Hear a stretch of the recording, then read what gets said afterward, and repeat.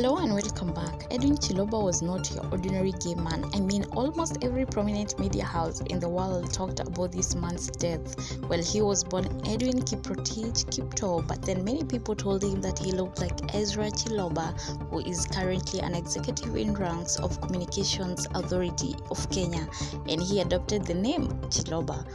He was born on February 6, 1997 in a small, sparsely populated village of Sergot in Elgeyo Marakwet County.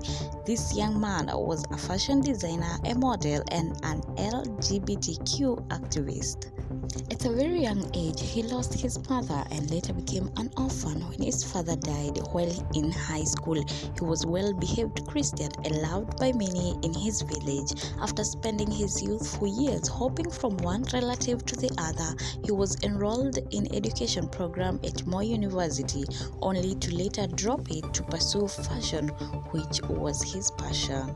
His choice of life as a fashion designer and a gay man created a rift and did not sit well with his family, saying that he was possessed.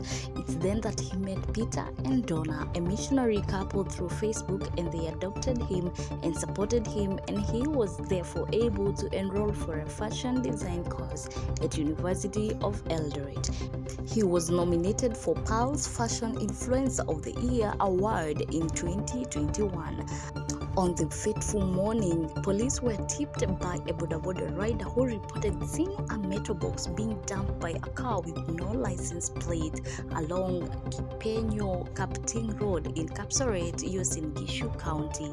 The body of Chiloba would then be found inside the box, described as wearing women's clothing, and was taken to Moi Teaching and Referral Hospital.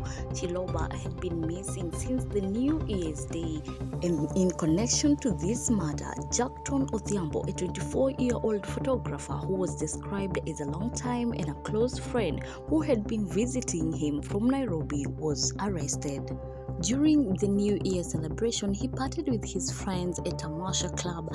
Then the neighbors would recount that when Chiloba and his friends got home, there was a commotion in the house. There were cries and some noise, and then the noise submerged. The police believe it's this time that he was killed.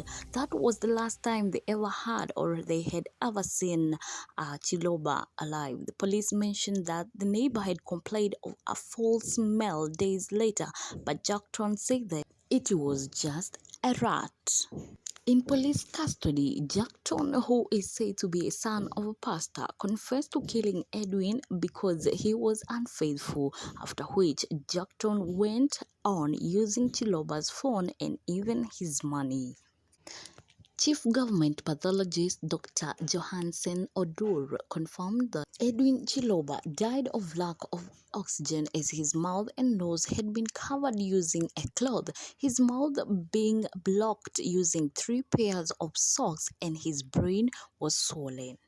During a hearing on February 8th, Jackton pleaded not guilty, denying having murdered Chiloba. 4 other suspects, among them 3 minors, were set free for lack of evidence, but Jackton, being the prime suspect, would drop his application for bail, stating that he was no longer interested. Well, he continued to face the murder charges of Edwin Chiloba.